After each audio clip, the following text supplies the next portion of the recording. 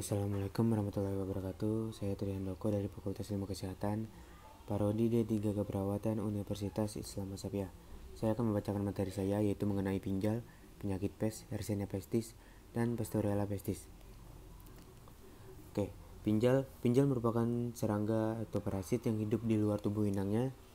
Inang pinjal antara lain tikus, kucing, anjing, kelinci, dan kelelawar. Secara morfologi tubuh pinjal dewasa berbentuk pipih bulat terang, sehingga dapat dilihat dari samping. Nama penyakit pes, host pes definitif. Penyakit pes disebabkan oleh infeksi bakteri Yersinia pestis yang dibawa oleh pinjal sebagai vektor dan tikus sebagai reservoir. Host pes perantaranya tikus, kucing, anjing, kelinci, dan kelelawar. Cara infeksi adalah melalui gigitan kutu tikus atau kontak langsung dengan jaringan atau cairan tubuh hewan yang terkena pes. Morfologi spesiesnya bubonic plague infeksi pada sistem limfatik, spasmodic plague infeksi pada aliran darah, pneumonic plague infeksi pada paru-paru. Siklus hidup pinjal mengalami metamorfosis sempurna, yang didahului dengan telur, larva, pupa, kemudian dewasa. Pinjal betina akan meninggalkan inangnya untuk meletakkan telurnya pada tempat-tempat yang dekat dengan inangnya, seperti sarang tikus atau anjing, celah-celah lantai atau karpet, di antara debu dan kotoran organik, atau kadang-kadang di antara bulu-bulu inangnya.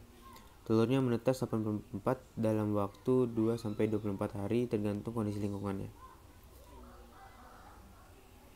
Epidemiologi host. Penyakit ini tidak spesifik menyerang golongan umur tertentu ataupun jenis kelamin tertentu, tetapi penyakit ini dapat menyerang semua kalangan masyarakat karena jika kondisi lingkungan kotor, maka dapat menjadi tempat hidup reservoir sehingga dapat terjadi penularan.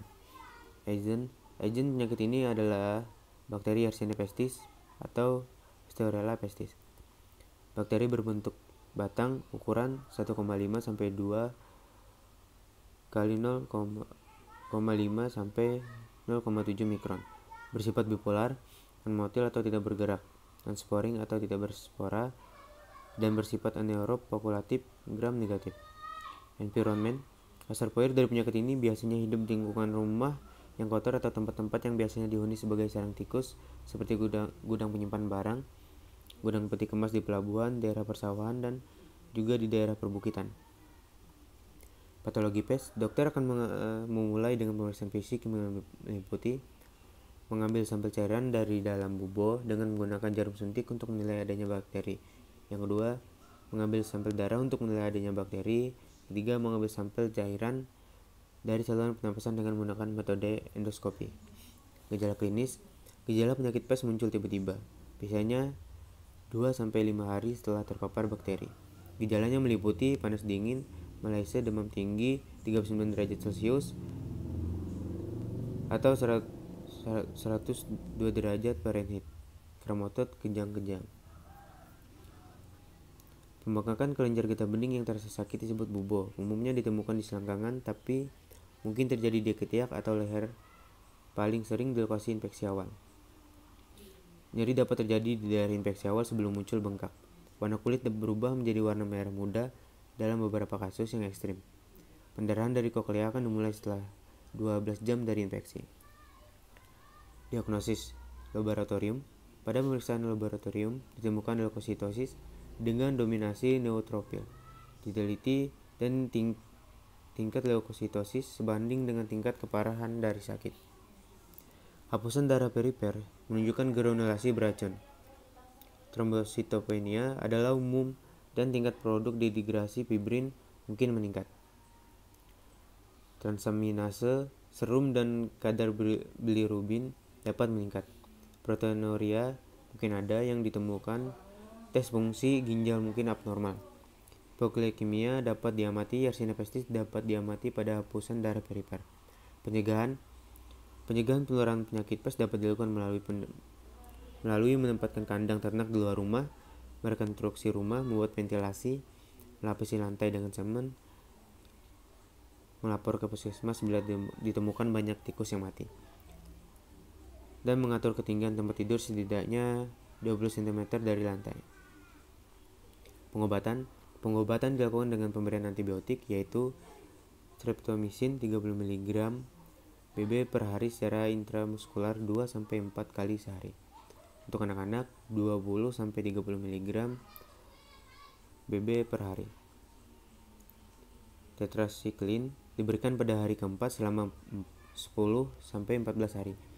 Dosis loading 15 mg BB per hari dalam 4 kali pemberian sampai hari pengobatan 10-14 hari.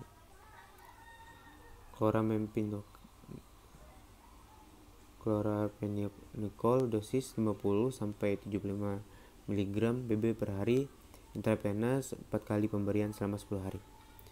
Trimethoprim atau sulfamethoxazole sulfadiazin 12 gram per hari selama 4-7 hari dosis awal.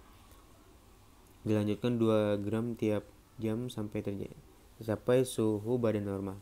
Diteruskan 500 mg tiap 4 jam sampai hari pengobatan 7-10 hari. Penggunaan sulfadiazin disertai pemberian sodium bikarbonat. Materi yang kedua, Yersinia pestis adalah bakteri yang menyebabkan gangguan, termasuk bakteri gram negatif yang dapat tumbuh dengan atau tanpa oksigen. Hospes definitif, Yersinia pestis adalah bakteri yang menyebabkan gangguan infeksi pada manusia mengambil 3 bentuk, pneumonik, septisemik, dan bubonic plague. Hospes perantara, tikus, squirrels, kutu, kucing, anjing, tikus kayu. Cara infeksi melalui gigitan tikus atau kontak langsung dengan jaringan atau cairan tubuh hewan yang terinfeksi. Morfologi dibiarkan di agar darah dan McConaughey.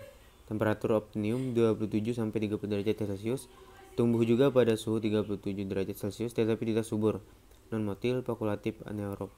Koloni di media McConaughey akan menghilang setelah 2-3 hari karena autolisis.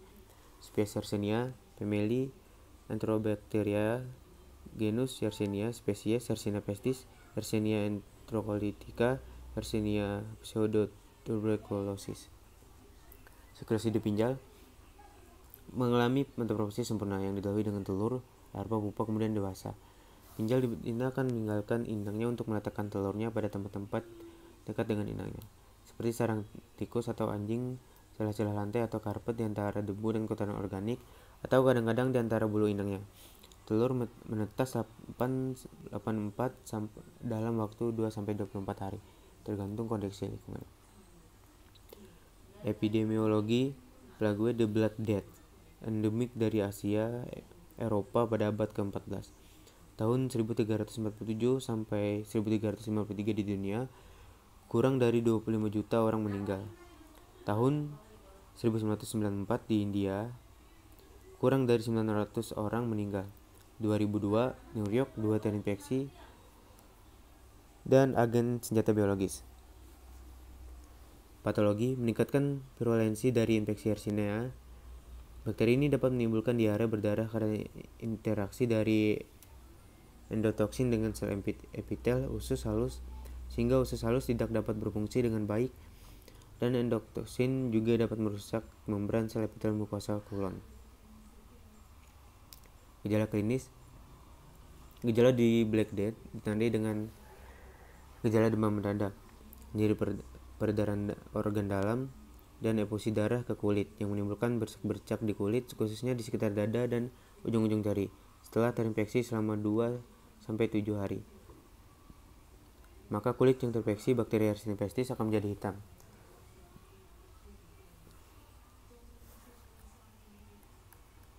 Diagnosis laboratorium.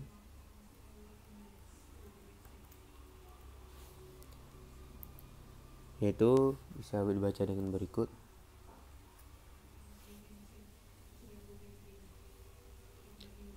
Spesimen, mikroskopis langsung, kultur, agar darah dan McConaughey, serologi, identifikasi, uji biokimia, diagnosis, immunofluorescence PCR.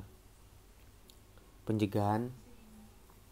Berdasarkan penelitian Siti Khadijah dan kawan-kawan, melalui partisipasi masyarakat diharapkan juga dapat meningkatkan jumlah tikus yang tertangkap dalam pemasangan alat trapping live trap. Ibu merupakan anggota keluarga yang dianggap sebagai mengerti kondisi rumah, karena ibu yang biasa membersihkan rumah sehingga mengetahui tanda keberadaan tikus, jejak tikus, kotoran tikus, jalan tikus, bekas gigitan tikus, dan bau kas tikus, dan dapat meletakkan trap sesuai tempatnya. Treatment atau pengobatan. Pasien diisolasi. Awasi terapi antibiotik yang dimulai dengan tanpa konfirmasi dari pihak laboratorium. Resisten terhadap penisilin, PK terhadap aminoglycosides, IM cetrotonirin, dan tetrasilin.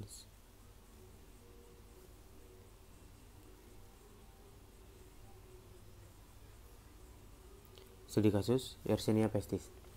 Sebuah tim ilmuwan Jerman dan Kanada telah memastikan bakteri penyebab wabah kematian hitam atau The Black Death yang terjadi sekitar 600 tahun. Wabah yang menyebabkan sepertiga warga Eropa tewas pada tahun 1348 sampai 1353 itu adalah bakteri Yersinia pestis. Kematian 75 juta orang tersebut karena kulit korban yang menghitam akibat pendarahan di bawah kulit subdermal.